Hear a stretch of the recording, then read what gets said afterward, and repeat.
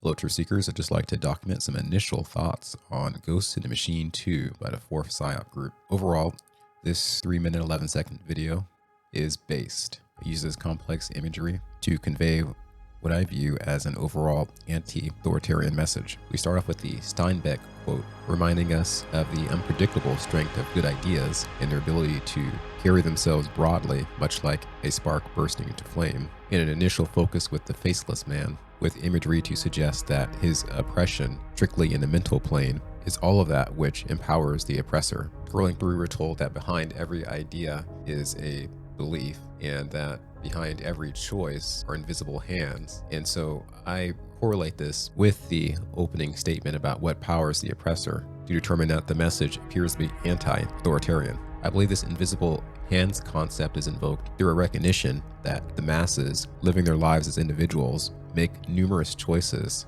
but many of those choices are influenced. The choice of certain products to buy, certain locations to hang out after work, are often influenced through advertisements or nudges by one's peers. A goal involved in one knowing that they truly have control of their own life and destiny is to have a degree of reasonable certainty that their choices are not being externally influenced by those they don't know. So after that message, the video goes on to show that behind every emotion is fire and ideas. This is followed by a scene of military insignias in the woods and this apparent leaf object under the moonlight and pictures of people being subjugated.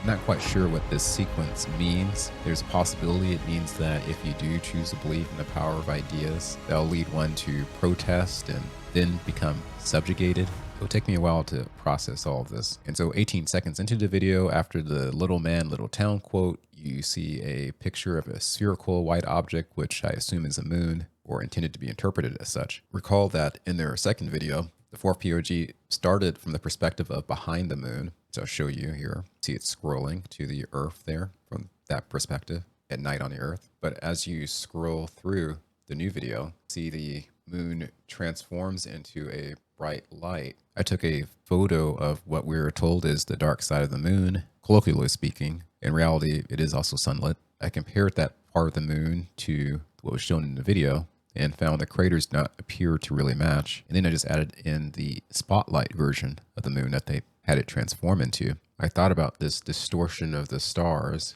in our conventional optics and claims by some about them being the true representations of the celestial bodies within the waters above. That is to say, this theme of turning the moon into a light could be some indirect commentary on the shape of the Earth debate. And what really interested me here is that after that scene, are shown a scene of a ship line, tall buildings that one would presume are in China, and a picture of Chinese currency with dictator Mao depicted on it. These references taken together reminds me of this clip, which I'll show you.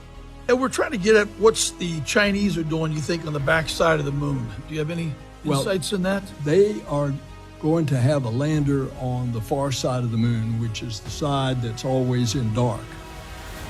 We're not planning to go there. And why not? And what's the benefit of doing so? We don't know what's on the backside of the moon, so that would be something that they would discover. But our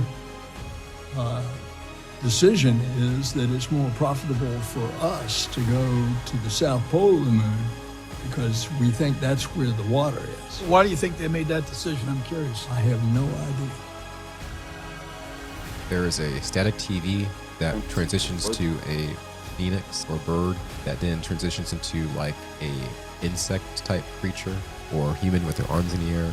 Not sure what this represents. You have this scene of the individual looking up to the heavens, and then you see the ghost logo, and I think this is another subtle reference to the backside of the moon because of the texture on a ghost body. Okay, so then you have this point in the video about 1 minute 50 seconds in where this old-timey voiced narrator discusses the conditioning concept, and I decided to call this sequence the activation. So you're shown this dirty faced mask, and watch what happens. Listen to the audio and then the transition in scenes. Partly by a process called conditioning. So just that sequence there. So I think that is intended to convey something. So we have the transition to a white mask with red lightning bolts with a spotlight beneath it, also moon symbolism, preceded by the dirty mask having a light shine right side of the face. I interpret this as the mental transition or the light bulb moment. There's a bell tolling at this moment as well, like alarm bell waking the person up in a sense. The scene transitions to a watch with the number 18 at the bottom. That's a small coincidence. There's this 17 Anons adjacent account who goes by Baron, who in a recent X post mentioned 18 as being the number symbolic of the letter B. And so this led me to partially wonder if this sequence was like a Sergeant B National Reconnaissance Office reference. For those of you who don't know, the 17 character who started posting at this point over 6 years ago had some breakup in the posting 2 years ago. This summer, this account had stopped posting. Now keep in mind, this was after the conclusion of the 2020 selection. This other account used the same key and started posting as 17 in the major hidden forum where the 17ers post called Akun.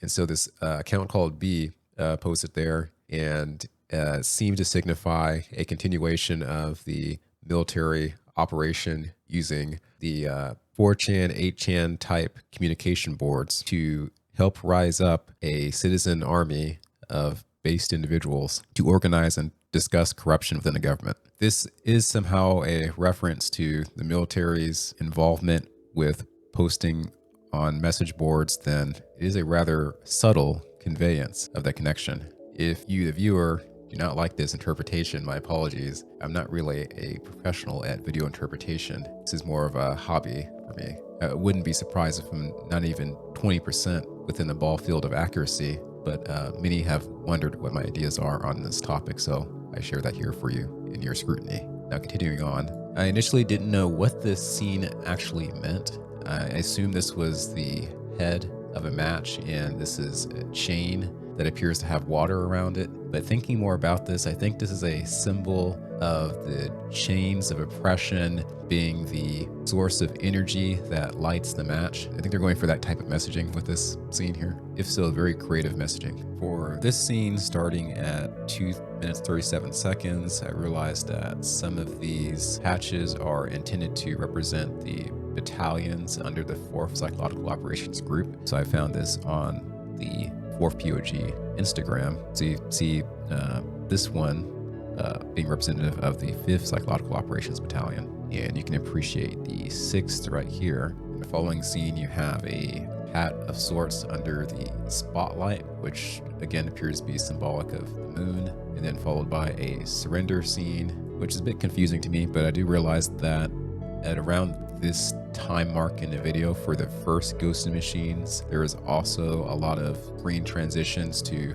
history and events of wartime. So maybe it's like an allusion to that in some way. And then where at the end of the video, there's the advert to sign up and the number that's supposed to put you in touch with the Special Operations Recruiting Battalion. I would quickly conclude that from the choice of themes and imagery of the video, followed by the commentary from people who viewed the video, a key demographic of recruiting must be the patriotic types, likely young males who do not like being subverted by their government. I'm aware that there is a night head in the shadow of flames at 1 minute 45 seconds. I don't know exactly what it means. I'm aware 9/11 is shown in Symbolism. I'm not sure what that means, and I assume there's a lot more to this video than meets the eye. But it's just a first pass for my own speculation. I may return to it with a second pass of analysis in the future. Thanks for watching.